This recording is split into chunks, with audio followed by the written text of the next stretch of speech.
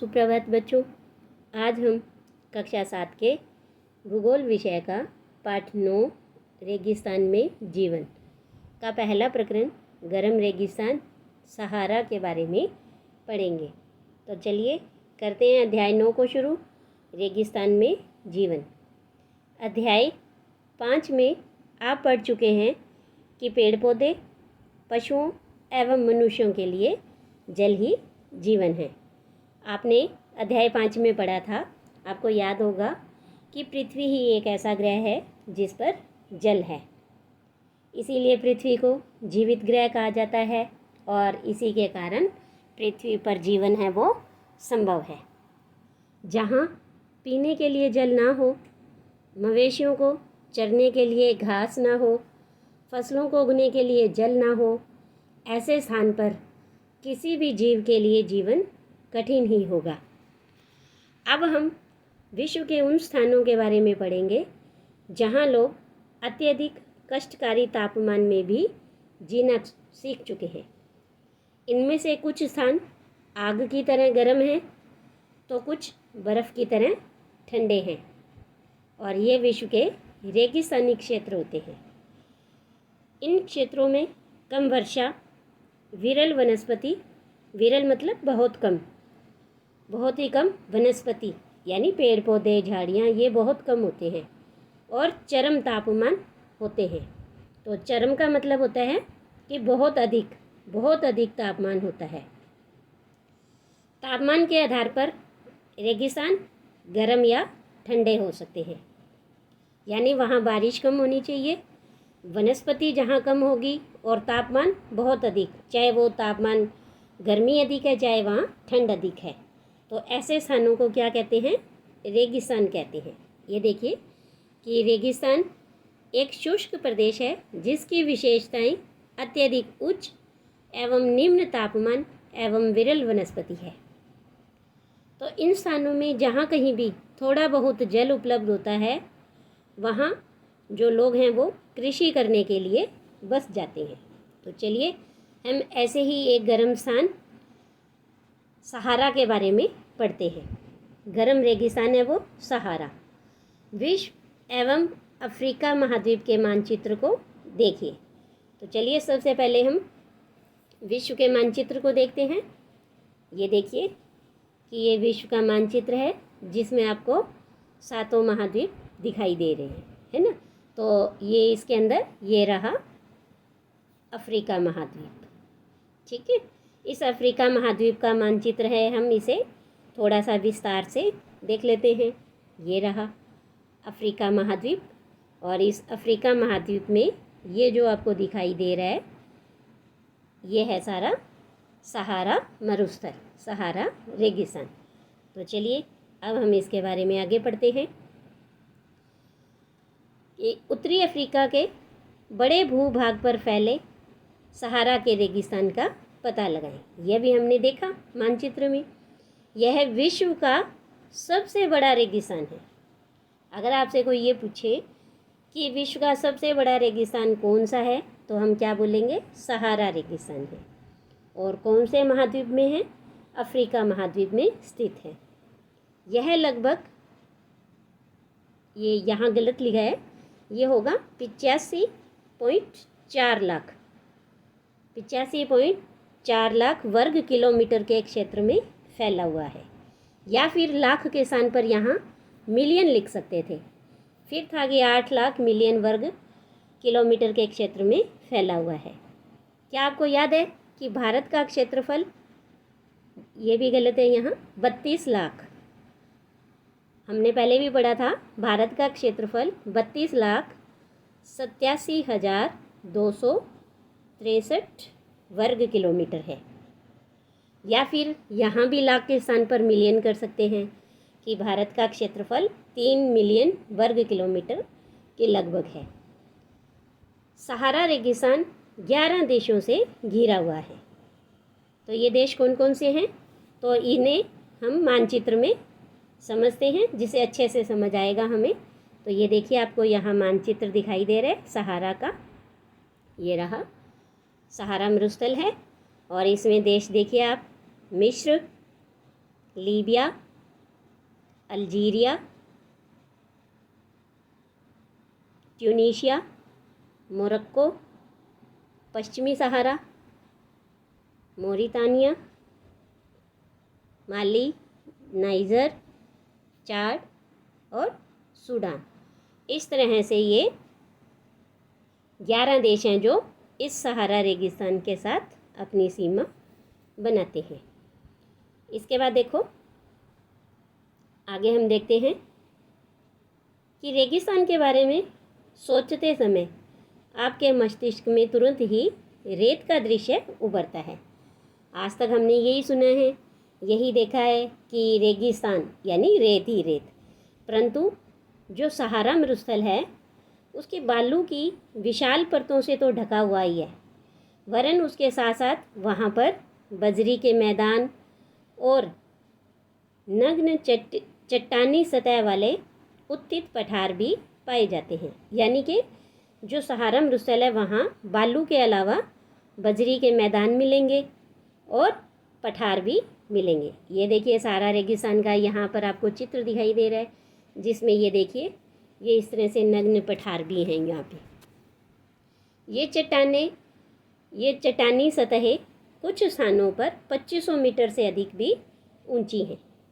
तो इस तरह से मरुस्थल के अंदर, सहारा मरुस्थल के अंदर रेत, बजरी और पठार ये पाए जाते हैं। अब इसके बाद हम पढ़ेंगे यहाँ की जलवायु के बारे में। ये देखिए कि जलवायु है। इससे पहले यहाँ पर क्या आप जानते हैं कि आपको यह जानकर आश्चर्य होगा कि आज का सहारा रेगिस्तान है वो एक समय में पूर्णतः हरा भरा मैदान था। सहारा की गुफाओं से प्राप्त चित्रों से ज्ञात होता है कि यहाँ नदियाँ और मगरमच्छ पाए जाते थे। हाथी, शेर, जिराफ, शुतुरमुर्ग, भेड़, पशु और बकरियाँ ऐसे सामान्य जानवर भी थे, परंतु यहाँ के जलवायु परिवर्तन ने इसे बहुत ही गर्म और शुष्क प्रदेश में बदल दिया है।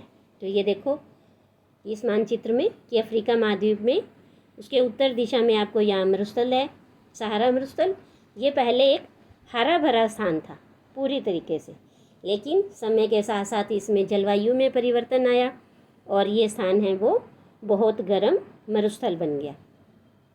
अब हम इसके बाद पढ़ेंगे जलवायु के बारे में कि सहारा रेगिस्तान की जो जलवायु है वो बहुत गर्म और शुष्क है।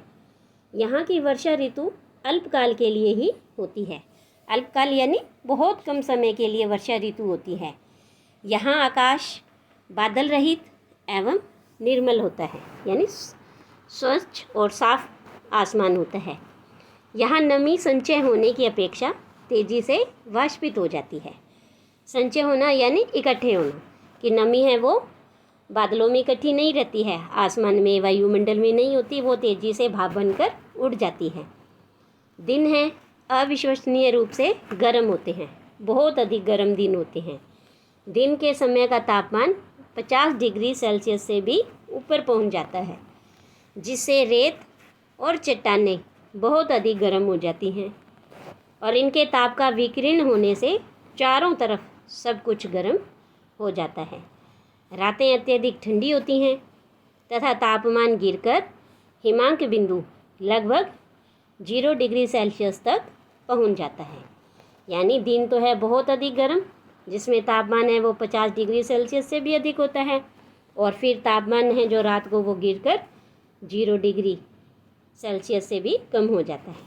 अब देखिए कि क्या आप जानते हैं सहारा के अल अजीजिया क्षेत्र में जो त्रिपोली लीबिया के दक्षिण भाग में स्थित है, ये यहाँ का सबसे अधिक तापमान 1922 में 57.7 डिग्री सेल्सियस दर्ज किया गया था। तो देखो कि अपने यहाँ राजस्थान में 40 से 45 के बीच में ही तापमान जब होता है तो हमें कितनी गर्मी लगती है। तो सोचो कि 50 से ऊपर 57.7 डिग्री सेल्सियस कितना अत्यधिक गर्म होगा, और ये 1922 में सबसे अधिक था। इसके बाद है कि सहारा की वनस्पति जात और प्राणी जात। सहारा रेगिस्तान की वनस्पतियों में कैक्टस, खजूर के पेड़, एवं एकेशिया पाए जाते हैं। यहाँ कुछ स्थानों पर मरुद्यान, खजूर के पेड़ों से घिरे हरित द्वीप भी पाए जाते हैं। ऊंट, लक्कड़बग्गा, सियार, लोमड़ी, बिच्छू, सांपों की विभिन्न जातियाँ एवं छिपकलियाँ यहाँ के प्रमुख जीव जंतु हैं। ये देखिए कि मरुद्यान का एक आपको यहाँ चित्र दिखाई दे रहा है। क्या आप जानते हैं कि वैज्ञानिकों को तो यहाँ से मछलियों के कंकाल भी मिले हैं, और आपके अनुसार ये क्या हो सकते हैं? तो देखो, जैसे पहले हमने पढ़ा था कि जो सहारा का मरुस्थल है वो पहले एक हरा भरा मैदान था। यहाँ कई प्रकार के जीव जंतु पाए जाते थे, नदियाँ थी, मगरमच्छ थे, हाथी, शेर, जिराफ, शतुरमुर्ग, भेड़, बकरियाँ, सामान्य जानवर थे, और नदियाँ भी थी। तो जो हरा भरा क्षेत्र था, लेकिन क्या हुआ, वहाँ पर बहुत ही बड़े पैमाने पर वनों को काटा गया होगा, कृषि हेतु भूमि का अधिक उपयोग करने के लिए, और कई भी कारण थे, जैसे भूमि, हवा और ये पानी, नदियाँ सब प्रदूषित हो गए, और हरी भरी भूमि है वो रेगिस्तान में परिवर्तित हो गई। और जो मछलियों के कंकाल मिले हैं वो इसी बात की ओर ये संकेत करते हैं कि हरे भरे स्थान से ये एक मरुस्थल वाला स्थान बन गया है। इसके बाद देखिए, आगे हम पढ़ रहे थे लोगों के बारे में कि इस सहारा रेगिस्तान में जो लोग हैं वो कैसे अपना जीवन यापन करते हैं। तो लोग सहारा रेगिस्तान की कष्टकारी जलवायु में भी विभिन्न समुदायों के लोग निवास करते हैं, जो भिन्न भिन्न क्रियाकलापों में भाग लेते हैं। अब इनमें कौन कौन से समुदाय हैं देखिए, इनमें बेदुइन एवं तुआरेग भी शामिल हैं। चलवासी जनजाति वाले ये लोग बकरी, भेड़, ऊंट एवं घोड़े जैसे पशुधन को पालते हैं, और इन पशुओं से इन लोगों को दूध मिलता है। इनकी खाल से ये पेटी, जूते, पानी की बोतल बनाने के लिए चमड़ा प्राप्त करते हैं, तथा पशुओं के बालों का उपयोग चटाई, कालीन, कपड़े एवं कंबल बनाने के लिए होता है। धूल भरी आंधियों एवं गर्म वायु से बचने के लिए ये लोग भारी वस्त्र पहनते हैं। सहारा में मरुद्यान एवं मिस्र में नील घाटी लोगों को निवास में मदद करती है। यानी कि सहारा में लोग हैं वो कैसे रह सकते हैं, तो उसमें एक तो मरुद्यान है और एक नील घाटी है, ये लोगों को रहने के लिए मदद करती है। अब मरुद्यान क्या होते हैं, तो देखिए, जब रेत उड़ती है यानी रेत को पवन उड़ा ले जाती है तो वहाँ गर्त बन जाता है। गर्त यानी गड्ढा बन जाता है बड़ा सा, और जहाँ गर्त में भूमिगत जल है वो सतह पर आ जाता है और वहाँ मरुद्यान बनते हैं। तो ये क्षेत्र क्या है, उपजाऊ होते हैं, और लोग इनके आसपास निवास करते हैं एवं खजूर के पेड़ और अन्य फसलें उगाते हैं। और कभी कभी यह मरुद्यान असामान्य रूप से भी बड़े हो सकते हैं, जैसे कि मोरक्को में टेफिलालेट मरुद्यान ऐसा ही एक विशाल मरुद्यान है जो 13,000 वर्ग किलोमीटर के क्षेत्र में फैला हुआ है। अब देखिए नील घाटी, जैसे हमने पढ़ा था कि अफ्रीका महाद्वीप में मिस्र देश है, और मिस्र देश में है वो नील नदी बहती है। तो नील नदी के आसपास का जो इलाका है वो क्या कहलाएगा, नील घाटी। ये देखिए, जैसे ये अफ्रीका है और यहाँ पर ये नील नदी बह रही है। इस मानचित्र में हमने अध्याय 5 में भी पढ़ा था। तो ये जो नील नदी है और जो मरुद्यान है, ये लोगों को इस रेगिस्तान में, इस मरुस्थल में रहने में मदद करते हैं। यहाँ की जल की जो उपलब्धता है उससे लोग खजूर के पेड़ उगाते हैं। यहाँ चावल, गेहूँ, जौ और सेम जैसी फसलें भी उगाई जाती हैं।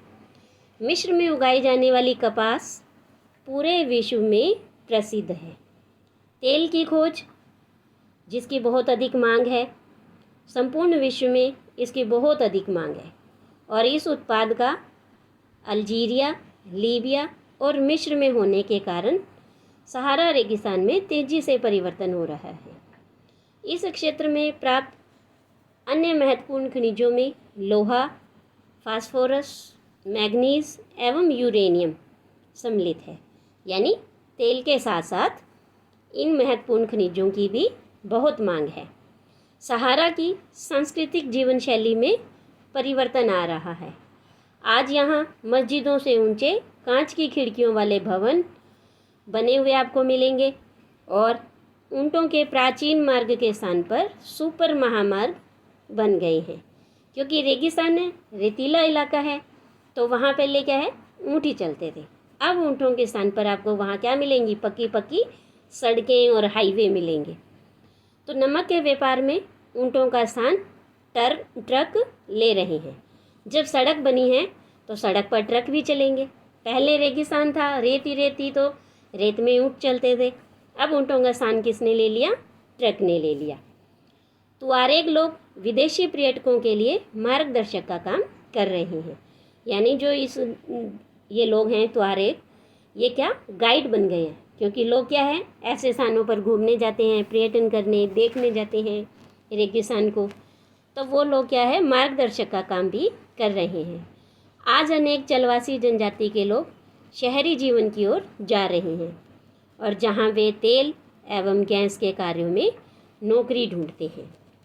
तो इस तरह से हमने गर्म रेगिस्तान के बारे में पढ़ा।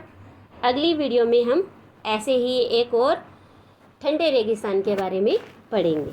आज के लिए इतना ही, धन्यवाद।